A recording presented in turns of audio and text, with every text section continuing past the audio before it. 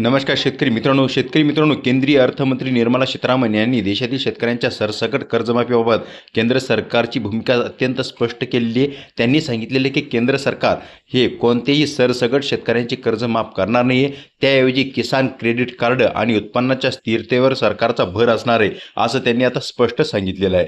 किसान credit card योजनेचा उल्लेख करताना अर्थमंत्र्यांनी सांगितले की या अंतर्गत शेतकऱ्यांना 3 लाख रुपयापर्यंत आम्ही कर्ज देत असतो आणि तेही एकदम सवलतीच्या दरामध्ये शेतकऱ्यांसाठी कर्ज उपलब्ध आहे।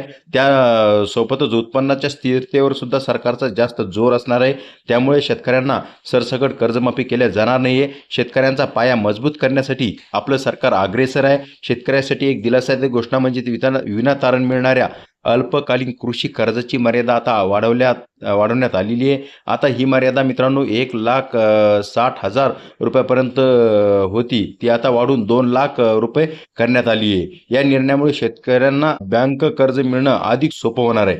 आता बऱ्याच सरकार PM किसान आणि पीक विमासारख्या योजनांवर सुद्धा भर देत आहे आणि त्या संदर्भात शेतकऱ्यांना आम्ही एकदम स्वतःच्या पायावर उभ्या करण्यासाठी अग्रेसर असल्याचंही निर्मला सीतारामन यांनी स्पष्ट केलेलं आहे। केंद्रीय अर्थमंत्री सीतारामन म्हणतात की सरकारची भूमिका अत्यंत स्पष्ट केली आहे। सरकार सध्या सरसकट कर्जमाफी देण्याच्या कोणत्याही प्रस्तावावर विचार करत नसल्याचं त्यांनी आता स्पष्ट केलेलं आहे। मित्रांनो, तुम्हाला यावर काय वाटतं हे कमेंटमध्ये नक्कीच कळवा आणि आपल्या चॅनलला सबस्क्राईब करा, लाईक करा, इतरांना ही माहिती शेअर करा। धन्यवाद।